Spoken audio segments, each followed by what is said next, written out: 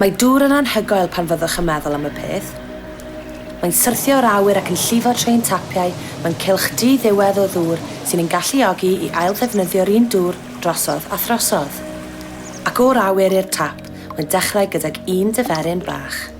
Cyfrifoldeb Dŵr Cymru yw cadw'r 2 miliwn o bobl yn iach bob dydd gyda dŵr diogel a dibynadwy.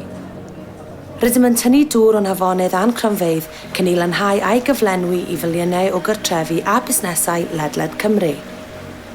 Ond ydych chi erioed wedi ystyried sut mae dŵr yfed glân yn cyrraedd y tap?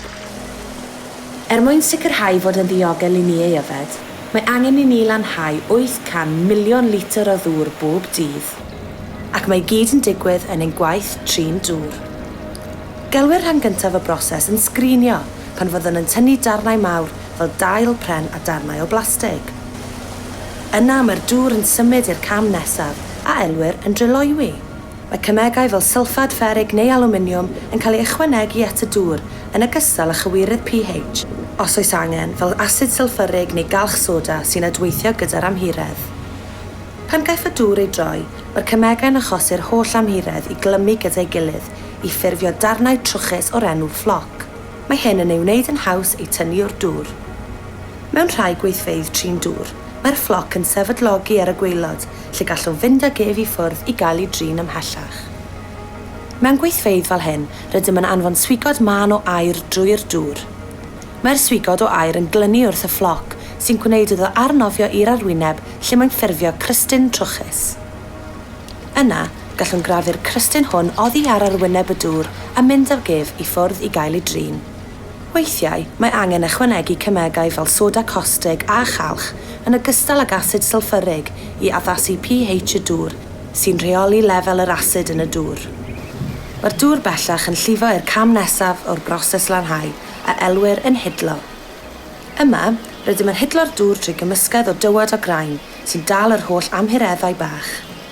Pan fydd digon o granynau hyn wedi cael eu casglu, rydym yn glanhau'r hidlwr trwy orfodi dŵr neu awyr wedi ei gwasgu i fyny trwy'r wely'r hidlwr i ryddhau'r baw sydd wedi cael ei ddal, ac yna gallwn fynd â hwn i ffwrdd i gael ei drin. Mewn rhai gweithfeydd trin dŵr, fel cronfeydd uwchdir, efallai y byddwn yn hidlo'r dŵr eto mwyn sicrhau fod mor lan â phosibl cyn iddo fynd ymlaen i'r cam terfynol. Galwyr hyn yn ddi-heintio, lle byddwn yn lladd bacteria niweidiol a phob pathogen arall a lle achosi anhwylder y stumog. Rydym yn gwneud hyn drwy ychwanegu clorin i'r dŵr fel pwll nofio. Digon i wneud y dŵr yn ddiogel, ond yn ei adael yn blasu'n ffres ac yn dda i'w yfed. Erbyn hyn, mae'r dŵr wedi cael ei drin a'i lanhau, ac mae'n barod i lifo trwy'n 27,000 kilometr o bibau i'ch cartrefi a'ch busnesau.